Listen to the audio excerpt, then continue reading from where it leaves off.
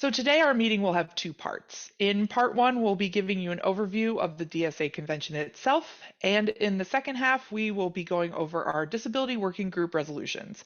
We have three resolutions for the 2023 convention: DSA organizing for pandemic justice, hybrid format for DSA conventions, and wage equity for all and a living wage for Social Security. So it's time for the DSA convention 2023. Everybody, get excited! So just a little bit of an overview. The DSA National Convention is held every other year and is where our members of local organizations representing each of their local chapters gather to decide the direction of the DSA. We also elect a new National Political Committee at convention, which is the DSA's highest decision-making body. Despite the ongoing threat from the COVID-19 pandemic, it was announced that the 2023 convention would be in person. DWG organized to add a hybrid option to the convention to increase accessibility and give comrades who wanted to stay COVID safe but still participate an option to do so. Unfortunately, despite receiving widespread support, our hybrid resolution never received a vote as promised by the MPC chair. That brings us to today and our current resolutions for the 2023 convention. Now that we are faced with an in-person only convention, I'd like to share some of the current accessibility guidelines the DSA has put in place. The DSA has established some COVID-safe and accessibility policies for convention. Right now, those policies include a vaccine mandate, testing requirements, and a mask mandate. The hotel where the convention will take place has also provided some information about their HVAC system, as good ventilation is key to stopping the transmission of COVID-19 and other airborne diseases. The hotel rooms themselves will receive 100% outside air. The convention floor gets mixed air and returned air. And in the North Tower specifically, the HVAC system is equipped with UV lighting in the air handlers to sterilize the air. And now DWG would like to share some quick tips in order to help keep you and your comrades safe at convention. Because COVID-19 is aerosolized, it's important that you wear a high-quality mask that uses head straps and fits tightly to your face. Look for a NIOSH-approved N95 mask like the 3M Aura, and that's a popular model that's available at most hardware stores. It has excellent breathability and it fits a wide variety of face shapes. Be mindful of keeping some space between you and other comrades to keep down on face-to-face transmission. Consider the ventilation around you when deciding where to hang out. If possible, have conversations and meetups outside. Keep up with good hand washing hygiene and the use of hand sanitizer, especially around mealtimes. Consider wearing some sort of eye protection, even if it's just glasses if you have them, as COVID can enter your system through your eyes. Have some rapid tests on hand to use if needed. And improve the indoor air quality around you if you can. Like, for instance, in your room, you could use a HEPA filter or MERV 13 filtration device. Good manufacturers of ready-made HEPA filters include Coe, Winix, and Lavoie. You can also construct your own. It's called a Corsi-Rosenthal box using MERV 13 furnace filters and a fan. And for instructions on how to build a Corsi-Rosenthal box, and for more information about all of these points that I've shared, please head over to our unofficial convention COVID safety guide. We've put the link in the chat. And now I will turn it over to Will to talk about some non-COVID related organizing tips for convention. Hi, everyone. My name is Will Silversmith. My pronouns are he, him. I'm a delegate from Northeast PA DSA, and I am also a co-author of one of the resolutions for DSA organizing for pandemic justice. So I want to start off today by talking to you about a few delegate tips. So if you are a delegate or an alternate that's heading to Chicago this August, here's just a few tips for you to get started. So first of all, when you're on the convention floor, it's going to be very hectic. You might have to go to the bathroom. So there's a reason there's an alternate with you. So make sure that you utilize them, try to include them in your conversations. and negotiations with caucuses or whoever else that you're trying to whip votes over. And going very useful for all of us, everyone who's going to be there, including the alternate. It's going to be very important, I think, to a lot of people's political growth as they, this is one of those spaces where I've been in a space like this in 2018, and you feel like the politics is happening. So it's this is a very special event, and it's also a very critical year for DSA. So make sure that you fully engage everyone, but also take breaks and swap out if you need to. Second tip, read the convention compendium ahead of time. So there's a lot of information that you're going to need to know in order to be able to vote strategically, or you know what I mean? Just like vote properly the way that you want to during the convention. And so in order to do that, make sure you read the compendium ahead of time. Make sure you review the list of NPC candidates ahead of time. And most importantly, hold a convention discussion with your chapter, because otherwise this turns into kind of like an individualist thing where it's like, oh, I'm just a delegate and I'm going to vote however I want. But really what we're trying to do is we're trying to build the socialist movement as a whole. And in order to do that, you have to be representing, a constituency. And so make sure you have a conversation with your chapter. One of the conversations we're having right now is also very important, because we're going to be talking about the DWG resolutions. And so having these conversations together helps forge a cohesive movement. And so expect lobbying from various caucuses throughout there. Many DSA caucuses, many DSA working groups, and many DSA chapters. So, try to band together and, find people who are like-minded and work together with each other, but also, try to respect other people with a different opinion, because DSA is a big tent. So next, we're going to do a very micro bit of this in the next slide, but review Robert's rules, because once a general meeting becomes very large, it's very, very difficult to do it. I would say probably impossible to do it informally.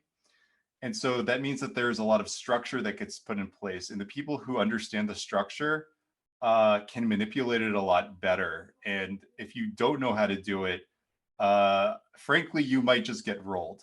So what we really want is we don't want people to be able to exploit each other. We want people on the same level. So that means everybody, to the best of their ability, should try to understand these rules. So that way you can fully participate in the convention, and you can make sure that the resolutions and points you want to bring up are, you're capable of doing so by knowing the procedures. Next. And so the last thing I'll have on this slide is join or create delegate chats. So it's really important to coordinate with people who are working towards the same goals.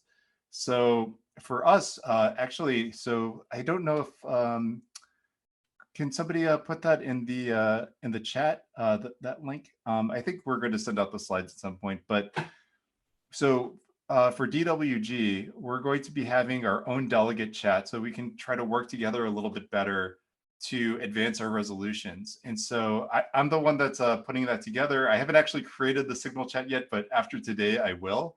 And so if you sign up on that form, I will be able to add you to the chat. So we're only going to add people who are delegates or alternates to the chat as of now. Maybe if somebody could convince me there should be an exception, but right now that's how I was planning on doing it. So just fill out that form, and I'll manually add you to the DWG chat. Okay, so Robert's rules.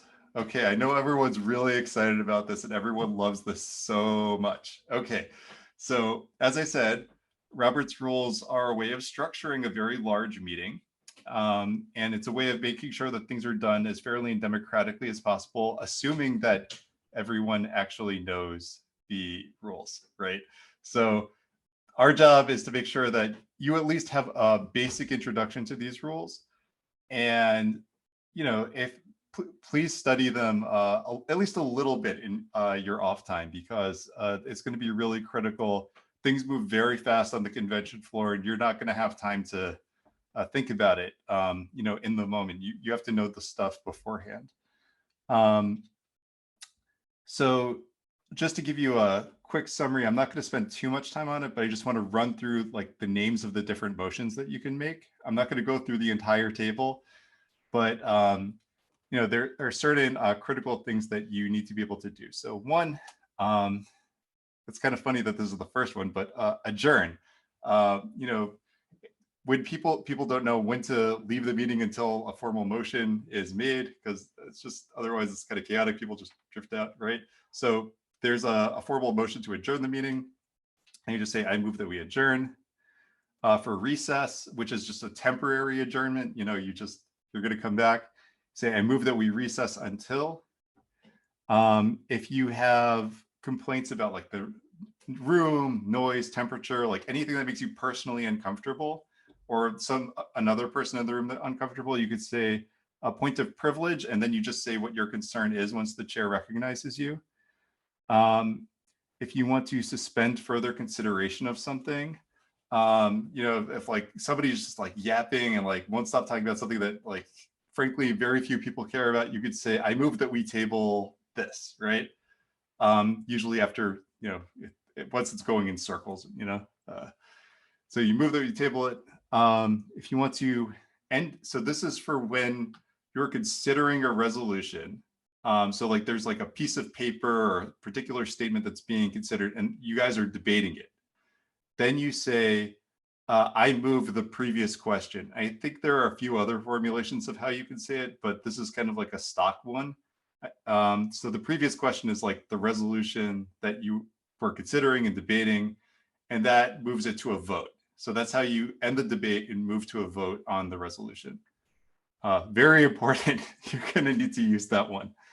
Let's see, postpone consideration of something. I move we postpone this matter until, okay. Amend a motion. Okay, that, pretty standard. I move that we amend this motion. Motion be amended by, and then you usually say like strike out this text and add this text or something like that. You have to be very precise and attend to the details of the test. It's almost like standardized tests. You have to like reading comprehension, replace this word with that word, that kind of a thing. Introduce business. I move that. I guess it's just very generally, if you want to talk about something, I move that we do that. Okay. I'm not an expert on this, which is why I highly recommend you guys read about this as well. And let's see, I'll just run through these like really quick, these next ones really quickly. So if somebody's being kind of like annoying or insulting you or something like that, or the chair is like not doing something correctly, you could say point of order and then state your objection. If you need information, you say point of information. Ask for a vote by actual count to verify voice vote. I call for a division of the House. Wow, that's an interesting one. So this is because usually people will try to do, they'll try to go by unanimous consent or like just people saying aye, or but they're not actually counting. But if you think it's pretty close and you want a real vote count taken, you do that. Object to considering some undiplomatic or improper matter. I object to consideration of this question. Take up the matter previously tabled. I move that we take up from the table. So you're picking up the paper. Reconsider something already disposed of. I move that we now reconsider our action relative to. Consider something out of its scheduled order. I move we suspend the rules and consider it. That's always fun to say. And vote on a ruling by the chair. And I appeal the chair's decision. And so, sorry that was very lengthy, but you can see that there's quite a number of things you could do on the floor. And, we'll be, if you have questions about it, please feel free to reach out to us. We'll do our best. We are not experts on this either, but, we're going to work together. We're going to try to get better at this because we're going to need to be pretty good at it on the floor. Convention preparation. The next section is going to be, we're going to present perspectives from 3 different speakers. I'll be the first one, but then there will be, I believe, is it Dat and Bryn that will be speaking? Yeah. Okay. So we're going to be talking about our 3 disability working group resolutions. So the first one will be DSA organizing for pandemic justice, which will probably be the most contentious one at the convention, but one that we hope to fight hard for. Another will be our convention hybrid resolution, which may also have some contention, but was pretty popular in terms of our signatures. So I don't know, I feel pretty good about it, but we're still going to need to fight for it. And there's also going to be a Social Security resolution, which I feel will probably be pretty non-contentious. It's about raising the living wage, and the speaker will speak more on that. But yeah, so we'll go through each resolution, and we'll rotate through speakers for each resolution. And so what we're going to try to do is we're going to have a Q&A section after all the resolutions are done. Okay, so the first resolution that we're going to be talking about is going to be DSA organizing for pandemic justice. And so this is a very large resolution, but it also, I think, is not intractable. So I'll just read off the slide and then I'll give my own thoughts. So pandemic overview. The massive, deadly, disabling, and whitewashed COVID-19 pandemic is still ongoing at a high level. Immunocompromised people are increasingly trapped at home, and workers are exposed to elevated risk on the job that increases with each infection. Inequalities worsen as POC, disabled, and LGBT people are disproportionately impacted. So DSA has a responsibility to protect our comrades and the public from this passive eugenics campaign that benefits the capital class by forcing workers back to their jobs. Our resolution refocuses DSA on continuing to fight the virus, centers the health of our comrades, and emphasizes doing mutual aid and provide PPE, air filters, and education to the public. We reorient DSA to a fighting posture by demanding a true end to the pandemic through public policy changes to sustain and extend health, financial, and housing protections when early in the pandemic, research money for long COVID, a second Operation Warp Speed to find a vaccine that blocks transmission durably, a people's tribunal to adjudicate the deadly decisions made by the US government, and by denouncing attempts to pin the blame for the pandemic on China to further aggressive US geostrategy. We also call for establishing a health and safety committee in each chapter in coordination with the National Disability Working Group to halt transmission of COVID-19 within DSA and report collaboratively developed statistics periodically.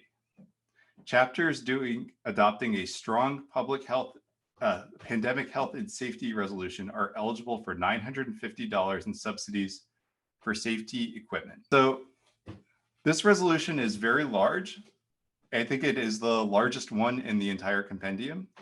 What it is in addition to all the things that I said, it reorients DSA to fighting the virus, and considering the virus as an airborne threat that is ongoing. It talks about the need for us to do mutual aid and education, the need to block it in our organizing so that our organizing spaces are inclusive. It has a comprehensive public policy platform that will, fight for and defend the gains won during the pandemic that were eroded. It also calls for a truth and reconciliation type commission that will look at the criminal actions of everyone involved at the elite level. It tries to politicize the pandemic in the correct leftward direction, as opposed to the absolutely absurd right-wing ideologies that are just flying around making people think that it's the freaking vaccine, right? And the other element here is the resolution places the authority for, or rather centers the work for fighting the pandemic on a national level in the disability working group. So within this working group, so people that are interested in fighting the pandemic within DSA, you'll be able to do local work within your chapter, and also you'll be able to join this group, which will be the epicenter for fighting the pandemic. Speaking in favor. So the resolution shows the scale of the pandemic's continuing but often hidden damage. So this is in the whereas clauses. It has many references. They're not in the compendium, but they are on our website, which is at pandemicjustice.icu. I'll say that again, pandemicjustice.icu. We have the full resolution, chapter safety protocols, and convention safety protocols all on that website. So it's very helpful for this kind of thing. But in our whereas clauses, we have a tremendous amount of information on why the pandemic is still a tremendous threat and why it's ravaging the population and trapping people indoors who are vulnerable. So the resolution shows the scale of the pandemic's continuing but often hidden damage, explains why COVID and long COVID cannot be stopped with today's pharma-only strategies that force workers back into unsafe workplaces. A broad policy agenda is essential for building a movement to restore a collective focus on public health and to expand the benefits gained when the pandemic hits, rather than going backwards. DSA's response must center solidarity with the people hardest hit, including community aid-based efforts where possible.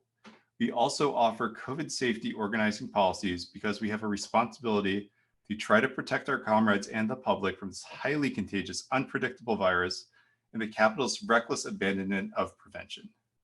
So we have like a few different examples of pushback you might experience when, as a delegate, when you're at the convention trying to whip votes for it.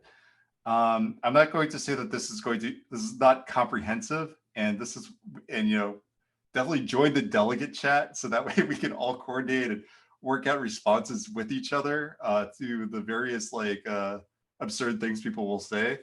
But anyway, so I'll just go through these, and here's just a few samples of how to treat with this pushback. So we are post-pandemic. We are trying to get back to normal. So something that is maybe not well acknowledged is the Director General of the WHO, the World Health Organization, very recently, I think like a month or two ago, said potentially hundreds of millions of people will need long-term care over the next few years because of the pandemic. Because specifically what Dr. Tendros said was that it appears that 1 in 10 infections result in long COVID. If you look at the primary literature, that's all over the place. There's all kinds of different numbers depending on which set of symptoms you're looking at. But for Dr. Tendros to say that is fairly significant, in my opinion. Hundreds of millions of people is a significant fraction of Earth's population, right? So second item, this resolution is too large. The resolution is specific in terms of its political program, but covers manageable territory and sets the Disability Working Group as the national organizing center for pandemic issues.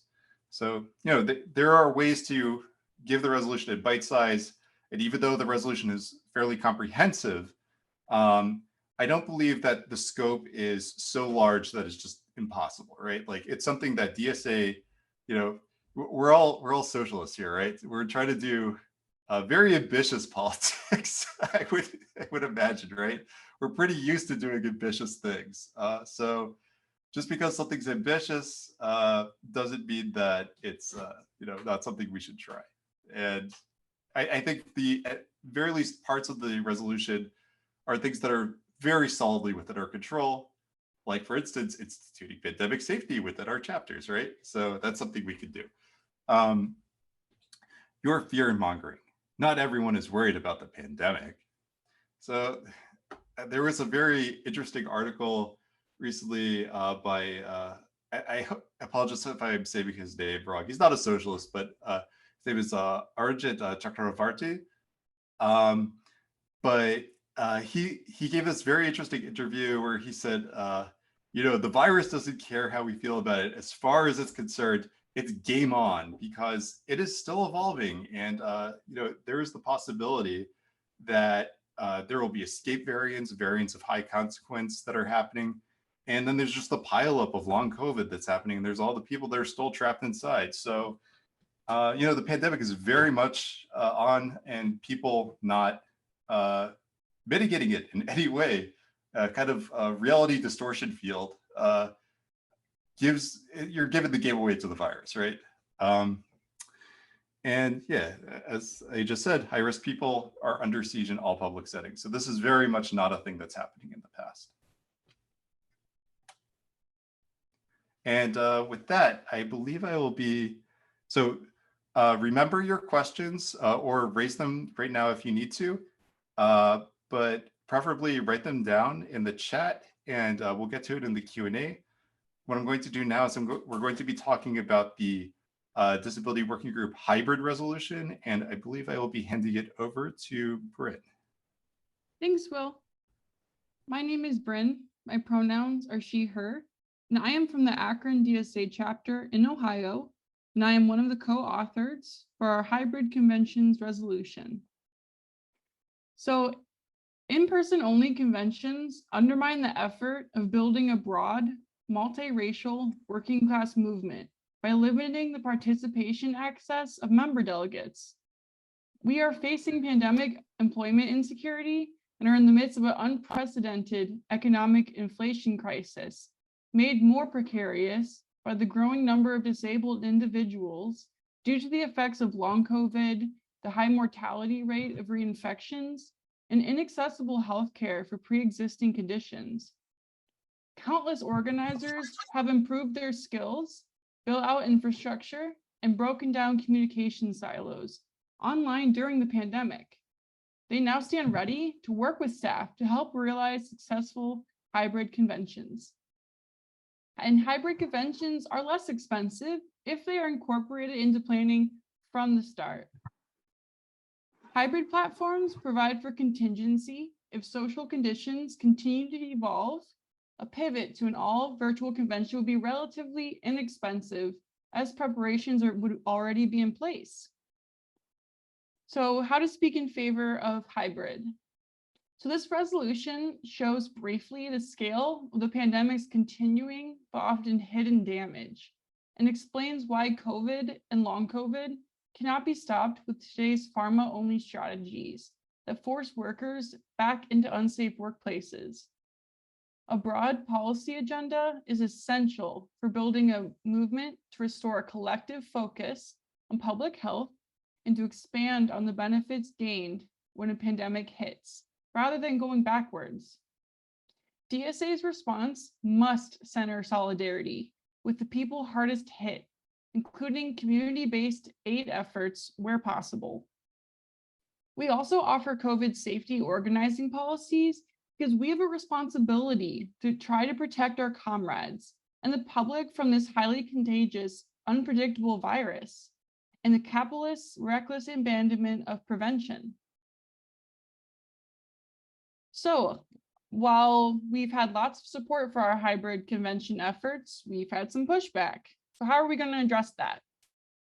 So people may say, hybrid is too complicated and it's hard to focus on Zoom.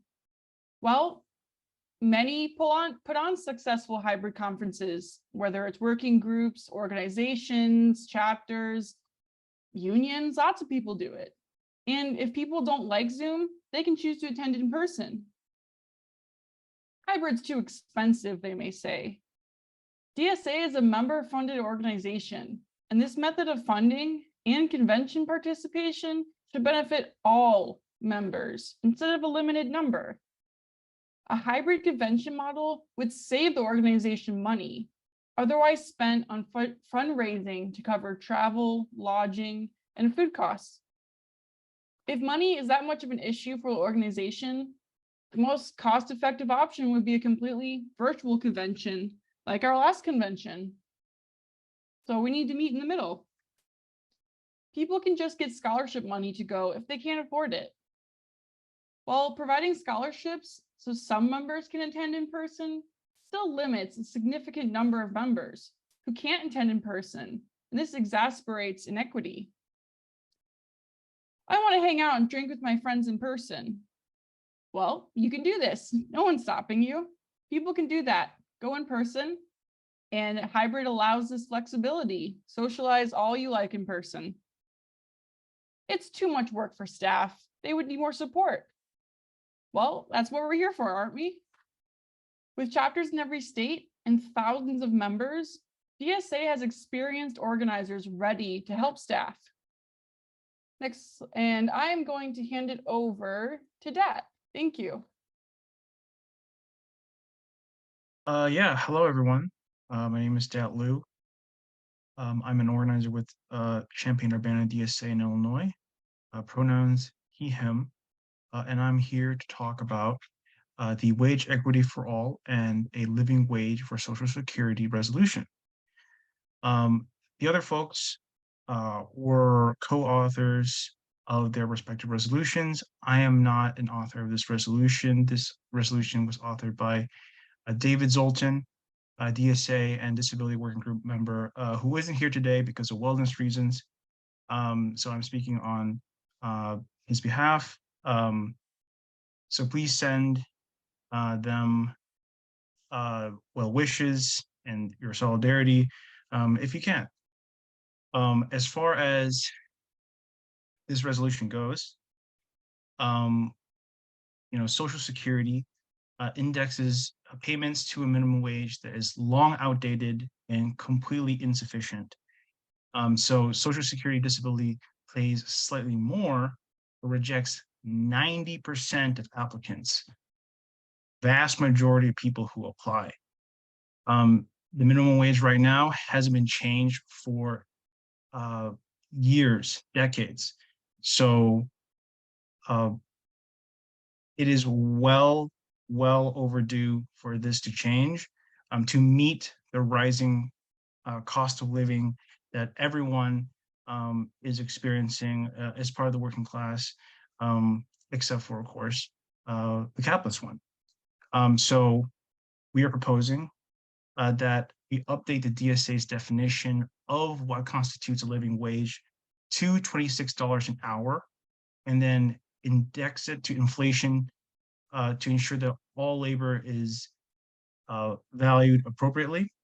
Other countries outside the United States have indexed their minimum wage to inflation so that they don't get the issue of their minimum wage being insufficient to meet the needs of their working class.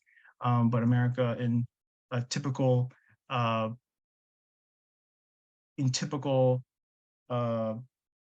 exceptionalist manner, has decided not to do this. So as far as continuing on, my apologies, everyone. My screen was going haywire there for a second. So of course, we're demanding that Social Security and Social Security disability is not subject to any means testing, so any asset limits, income limits. These are things that are resulting in this enormous amount of rejected applicants.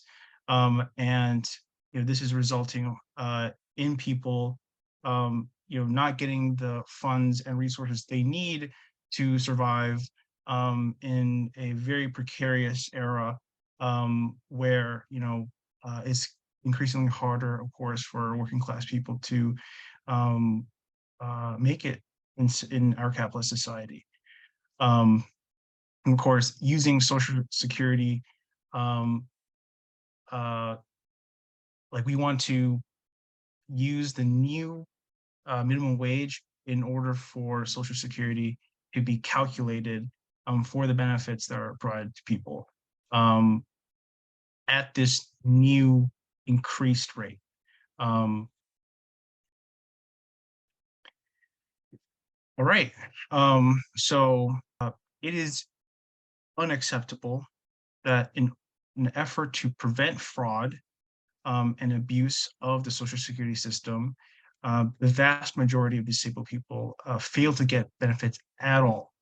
So rather than acting as a blockade to benefits, the government must make the human and civil rights of its citizens its first priority by implementing these changes to their broken system right now so that their citizens can be taken care of. And as it currently stands, the marginalization of disabled people and the elderly who rely on Social Security, at its current state is oppressive and demeaning, and it actively encourages ableism and ageism, and how ideas and various forms of labors and wisdom are applied to public square. And yeah, like we should be centering those who are at the confines and borders of society in our efforts to improve their well-being. So DSA already recognizes that we are overdue for a minimum wage, for a living wage, and so we need to meet the material conditions of the time and make the appropriate changes necessary. So there may be pushback on this. I would imagine that those within the socialist movement who may have concerns about this may do so over the fact that there has been already tons and tons of efforts to try and change it to a mere $15, and not everywhere across the nation is that even finished. Well, I believe that in response to that, the fight for $15 has been going on forever, and not forever, but like quite a long time. And at this moment, it is outdated, and we have to adapt as necessary to the conditions of the time if we as DSA want to be a vehicle for a working class movement in the future. There's no other organization as large as DSA who is making significant effort to discuss the fact that $15 minimum wage isn't enough, and that Social Security should adapt to that. We with this resolution can just like our pandemic justice organization resolution define the moment with what the left can be, what the left can do. So that's what I would say for that. For those who are saying that people already receive Social Security money, it's only a fraction of the current minimum wage, and this is wholly insufficient to meet the needs of so many people when cost of living is so high in a variety of different places. And we shouldn't settle for the absolute bare minimum. It's degrading and disgusting, and we should always strive for more socialists. And then people should just get jobs and not need Social Security. Well, I think that's pretty self-explanatory. Labor should not be mandatory for basic human rights. We are not just our capacity to make profit for the capitalist class. We should not need to do that in order for our basic human flourishment to be available to us. And that's about it for me. Thanks, Dat. We are now going to take some questions. This is Bryn speaking. So if you have questions, I can read from the chat. If that is not accessible to you, please use the raise hand feature if you need to ask a question verbally, and we can call on you. So I'll give it some time in case anyone has questions. Okay, so I call on Lucas. Yes, my name is Lucas Waterfill. He, him pronouns. I'm from Central Indiana, DSA. And I just had a question about the Social Security resolution. Does it address max, like, I know it addresses minimum wage, and but does it address if you're disabled and working, what the threshold is to get cut off Social Security?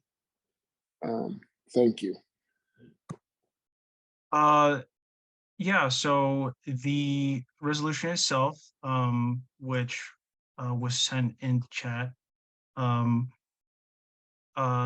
is more general. It did not address that specifically, as far as I understand it.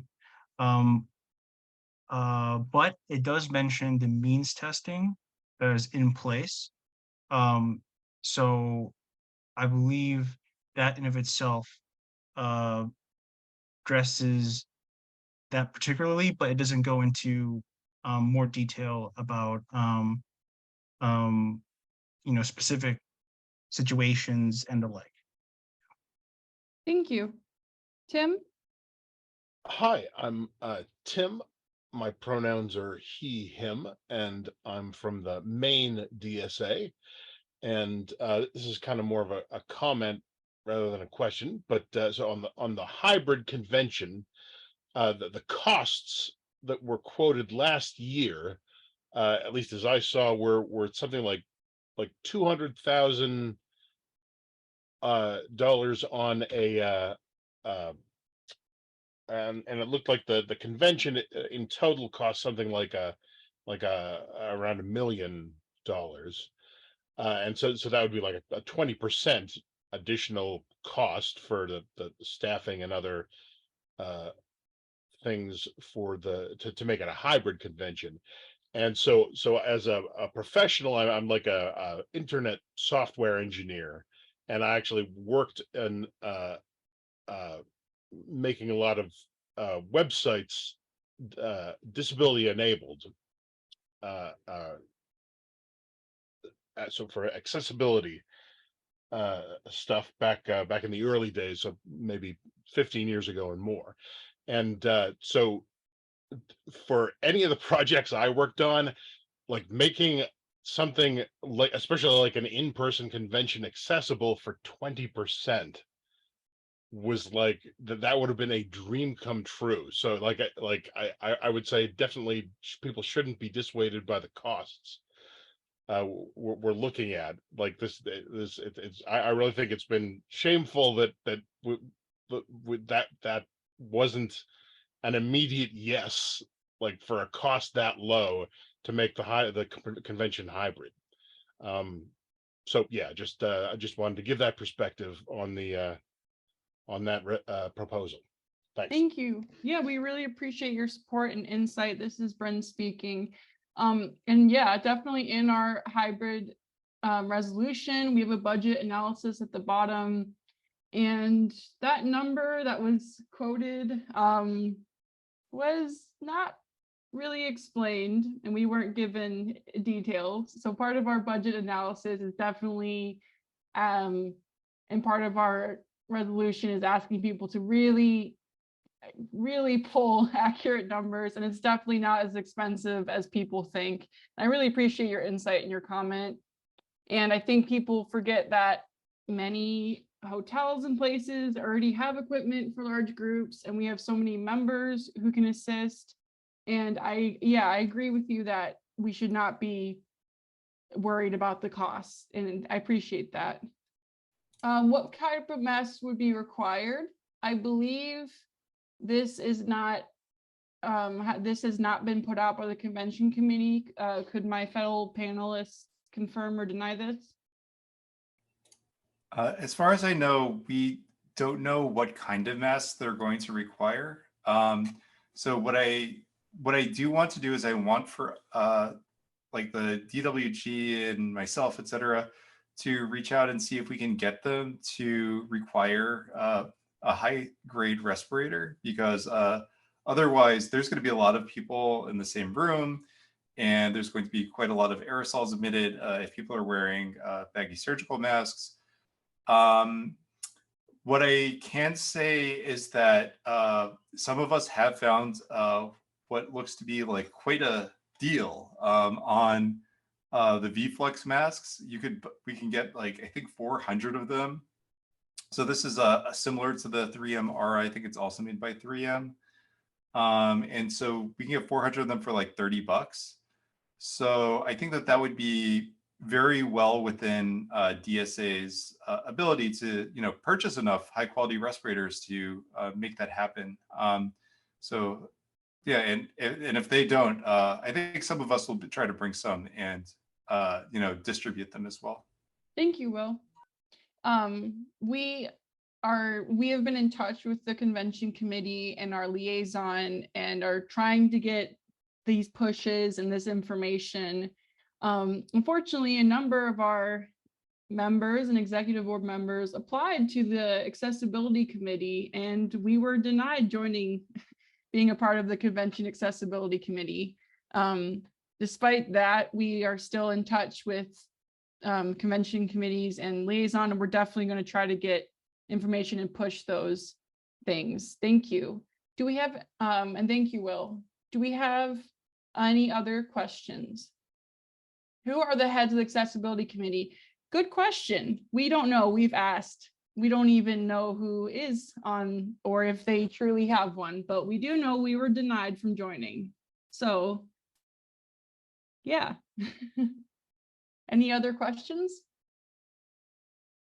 Lucas? I'm sorry, one more. Lucas Warfield, he, him, Central Indiana. I just have a question. Are there any delegates that use a wheelchair this year?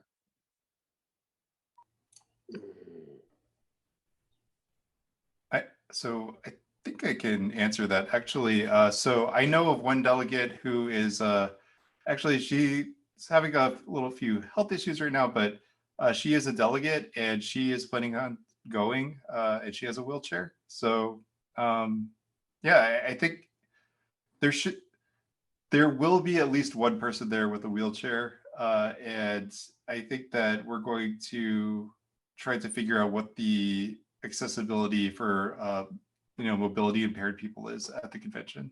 For sure. And we did this for the last in-person convention.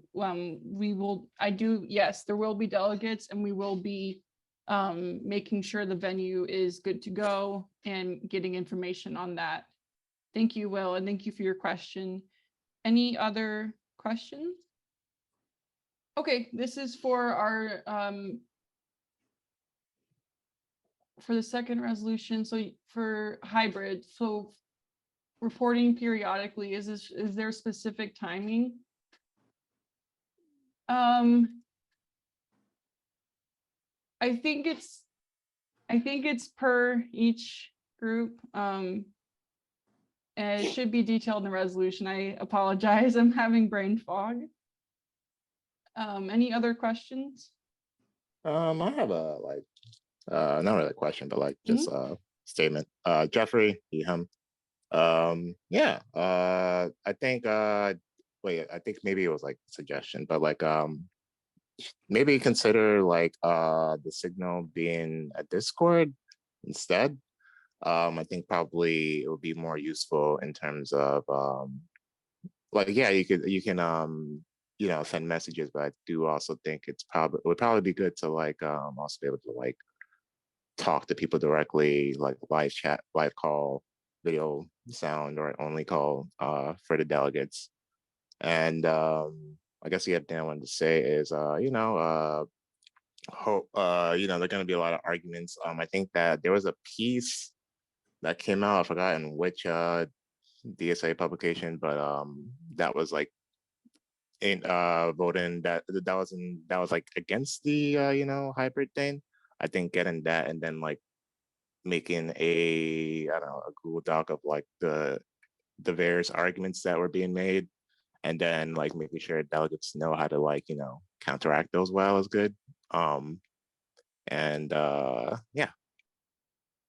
Thank you. I agree. Yes, we went over that article.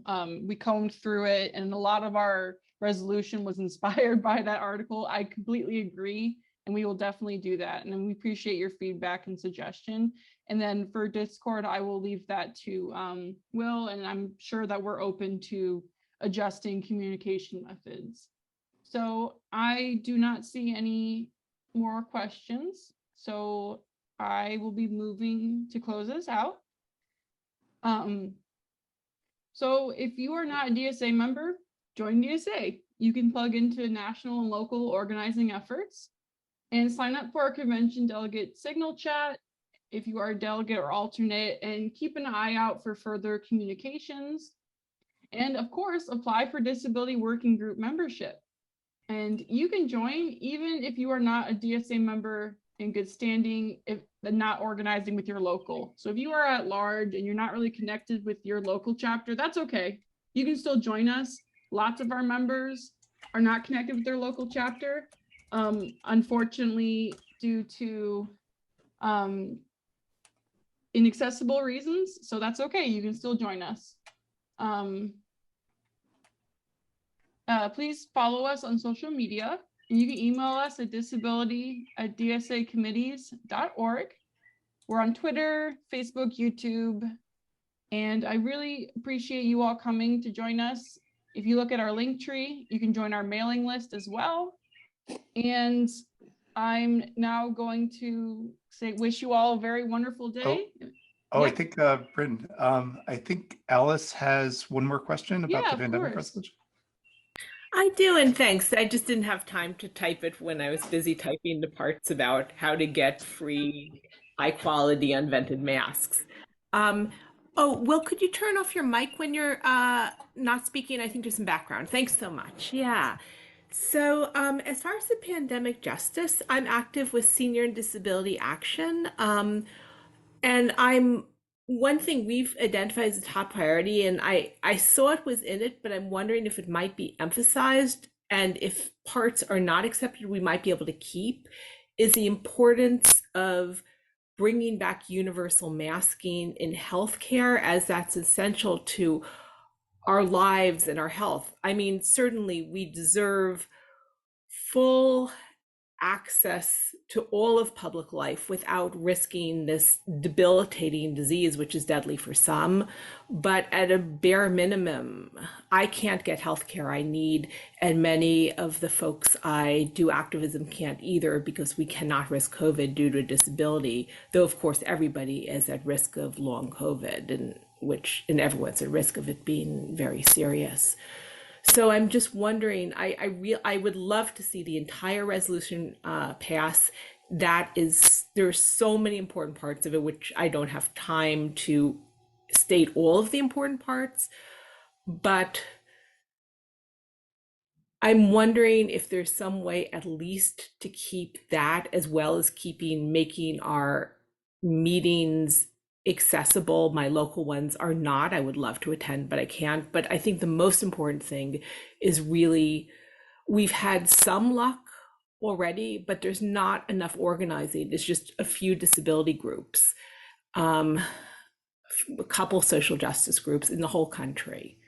I would love DSAs to at least do that at a bare minimum. And I'm wondering if anyone has any ideas. I can't follow the chat. I see people are writing about it. Oh, thank you. Nice things. Okay, thanks so much. Yeah, so I guess what I'll say is that when we wrote this, I think masks were still in healthcare a few months ago to some extent, and then they've just collapsed like after we submitted it. So yes, I think that is an incredibly crucial fight. It may be possible for us to, so I just got a delegate email that says that we might be able to make certain amendments to our resolutions so long as they are in the same spirit and they don't raise political questions that are, against the resolution without having to gather 300 more signatures.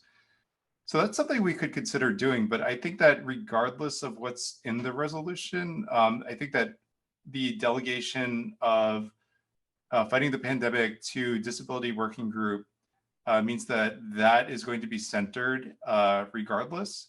But I do agree that it is mind-boggling and very important and a priority demand to keep masks in healthcare.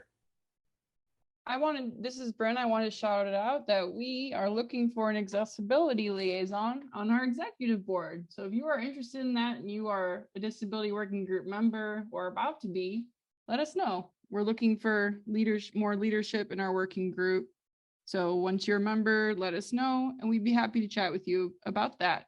I hope everyone has a great rest of your day and thank you so much for joining us. Solidarity, everyone. Solidarity.